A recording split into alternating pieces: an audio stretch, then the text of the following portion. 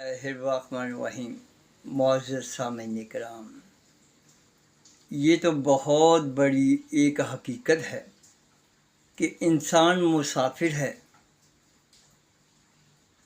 एक बंदा कहता है फ़लाँ साहब इतने सालों से इसी मोहल्ले में रह रहे हैं, उन्होंने तो कभी सफ़र नहीं किया। तो मैंने कहा अरे वो सफ़र ही तो कर रहा है।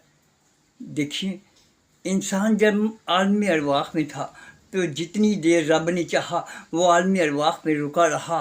फिर हुक्म हुआ कि चलो अब दुनिया बदलो, तो वहाँ से चला और बाप के वास्ते से शिकम मादर में आ गया।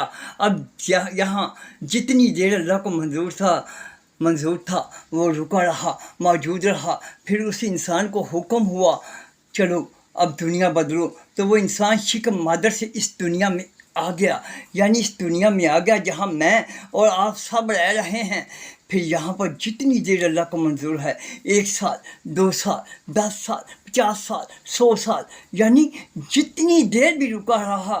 फिर हुक्म हुआ कि चलो दुनिया बदलो, और फिर उसके बाद मौत वसीला बनी दुनिया बदलने का। और फिर उसके बाद वाली दुनिया में दाखिल हो गए, यानी कब्र की दुनिया में पहुँच जाएंगे। और फिर उसके बाद कब्र में भी जब तक अल्लाह को मंजूर है सब रहेंगे। फिर उसके बाद हुक्म होगा चलो दुनिया बदलो, और कब्र की दुनिया से निकलकर मैशर में सब चले जाएंगे।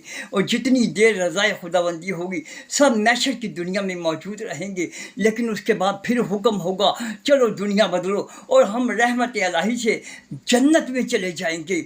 अरे मैं यहाँ सवाल करता हूँ कि इंसान तो सफ़र कर रहा है, एक जहाँ से दूसरे जहान की तरफ जा रहा है, एक हालत से दूसरी हालत की तरफ जा रहा है, एक आजमाइश से दूसरी आजमाइश की तरफ जा रहा है, एक दुनिया से दूसरी दुनिया की तरफ सफ़र कर रहा है। अरे तुम बताओ कि हम मिटे कहाँ हैं? कराची वालों, लाहौर वालों, तुम मुझे ये बताओ कि हम ख़त्म कब होंगे? हम तो दुनिया ही बदलते रहे। अब बताओ, क्या दुनिया बदलने वाले को मिटा हुआ कहोगे? क्या एक मुसाफिर को मुर्दा कहोगे?